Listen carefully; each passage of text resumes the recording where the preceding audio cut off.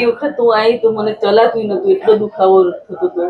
અને આ ત્રીજી વખત આવી છું તો હા એકદમ રેડી.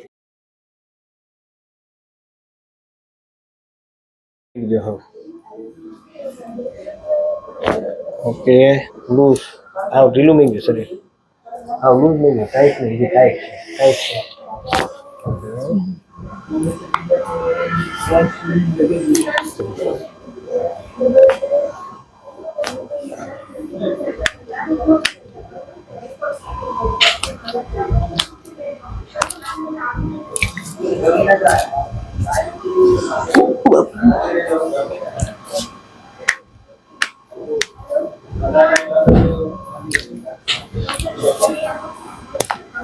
રાખો માતાજી. લૂઝ નથી શરીર.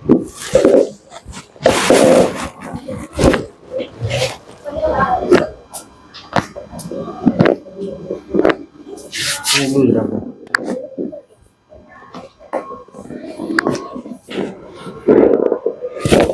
ઓકે ઊંડો શ્વાસ લો છોડોમાં.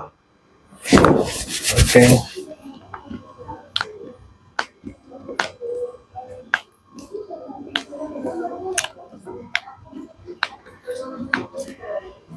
luz, okay. luz,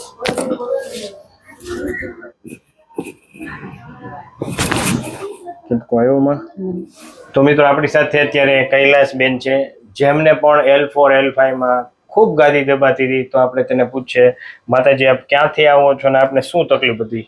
અરવલ્લી જિલ્લાનું બાયડ.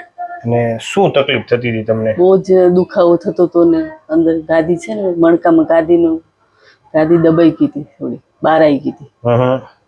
એના લીધે દુખાવો સતત રહેતો હતો, ખૂબ જ દુખાવો થતો. આમ બેસવામાં ઊભા રહેવામાં કઈ રીતે તમને દુખાવો થતો? સ્ટ્રેટ પગ સુધી તળિયા સુધી નીચે છે ને તો દુખાવો બહુ જ રહેતો હતો. અને કેટલા સમયથી હતો આ દુખાવો? 3 મહિનાથી. 3 મહિનાથી. પહેલા ક્યારે દુખાવો થતો? ના. કઈ રીતે થયો તો ખ્યાલ તમને? હું પડી ગઈ હતી. પડી ગયા હતા એટલે દુખાવો થતો. એના લીધે ગાદી ખસી ગઈ. હવે કેમ છે? હવે બહુ સારું રેડી ને? હા. નમસ્તે સાહેબ.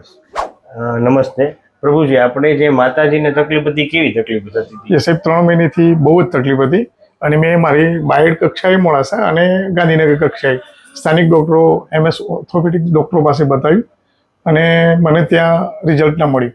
ત્યાર પછી મેં મોબાઈલમાં આપનો વિડીયો જોયો અને જોયા પછી સાહેબ એમ લાગતું હતું કે આમાં કેવી રીતે થશે, પણ જ્યારે અહીં આવ્યા પછી સાહેબ ખૂબ જ પહેલાં પ્રયત્નમાં મને 40% આરામ મળ્યો.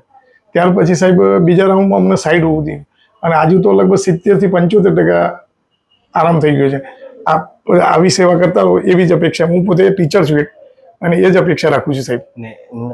માતાજી તમારી પાસેથી જાણીએ, તમને જ્યારે દુખાવો ફૂલ હતો એ હવે એવી રીતે દુખાવો? પહેલી વખત હું આવી તો મને ચલાતું નતું, એટલો દુખાવો થતો હતો.